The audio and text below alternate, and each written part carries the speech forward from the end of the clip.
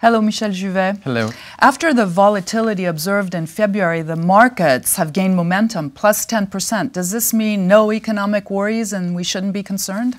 Yes, that's right. The economic worries have disappeared, but I think we have to keep in mind one thing which is very important, which is a bit worrying.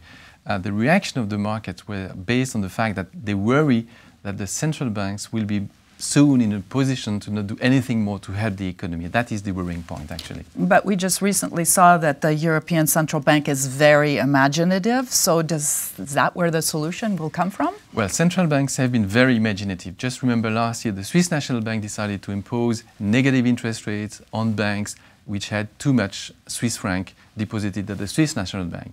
Now the ECB is using the same tool of the negative interest rate, but it goes further. This ECB will lend money to commercial banks in the Eurozone at negative interest rate. This is rather unusual. And what is that going to do? Well, there are two objectives. The first one is to restore bank margins which have suffered from the drop of the interest rates. And the second objective is to reduce globally the borrowing cost of everybody in the Eurozone, corporations or citizens. So it's a good thing. Well, in the short term, and financially speaking, it is very good. And we're very positive on all corporate debt in the Eurozone today. But if you think a little bit more mid-term or long-term, you think, and it's quite interesting to know that probably these policies are getting to a sort of end in terms of efficacy, marginal efficacy. So there is a big question mark on that subject now. And in Switzerland, are there still some imaginative things that the Swiss National Bank can do? Yes, Swiss can be very imaginative. And the Swiss National Bank can increase the negative interest rate to 1%. But then we have one problem. We know that at around this level, people will start to withdraw money, citizens or corporations. And if they withdraw physically the money, that means it's reduce the base monetary, the base of the money in Switzerland. That's negative for the economy.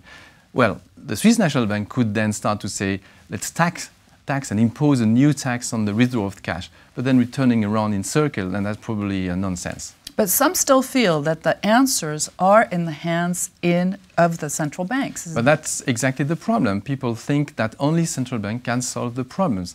We have a proposal in Switzerland. Some people say the Swiss National Bank should give to every citizen 10,000 Swiss francs.